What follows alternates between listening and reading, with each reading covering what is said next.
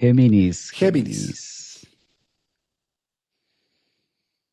Bueno, una luna nueva en Géminis. Hay algo que favorece y es que es como los finales, al ser los finales de Libra, socializa muy bien.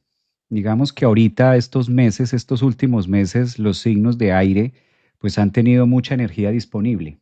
Soles, ascendentes, lunas en los distintos signos Acuario, Libra o Géminis. Entonces hace parte de la triada donde este quincuncio tal vez invita a que las cosas o los disfrutes y las relaciones también tengan un tema de no perfección, de que nunca hay esa pareja ideal. Los ideales pueden llegar a estar saboteados, y digo ideales porque recordando siempre que esta luna nueva está de protagónica con Quirón. Entonces, Quirón en la casa 11, en esos ideales de pareja, y la casa 5 que es tan enamoradiza, y allí es donde se está fecundando la luna.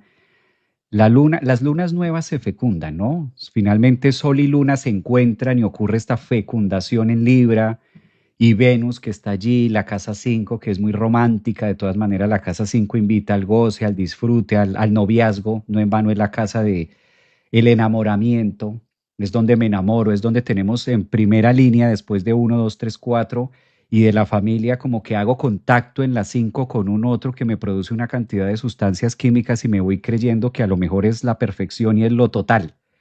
O la idea de ese primer amor y que voy a casarme y a tener hijos por allá cuando nos enamoramos, Juan, a los 15, a los 16. Y eso es mucho la casa 5 con este tinte de Venus, ¿no? De Venus que adorna mucho. ¿A qué voy con todo esto?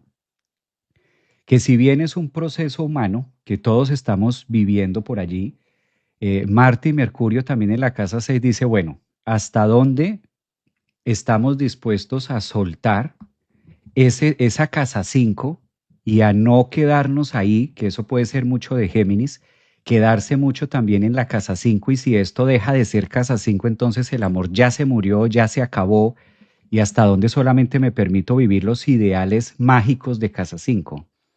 Las relaciones se van transformando, muchas veces no es tanto que el amor se muera, sino que se va transformando, y en el medio de esa transformación propia de mí mismo, del yo, pues ya no me gusta como antes, o ya empiezo o tomo otras decisiones en mi vida.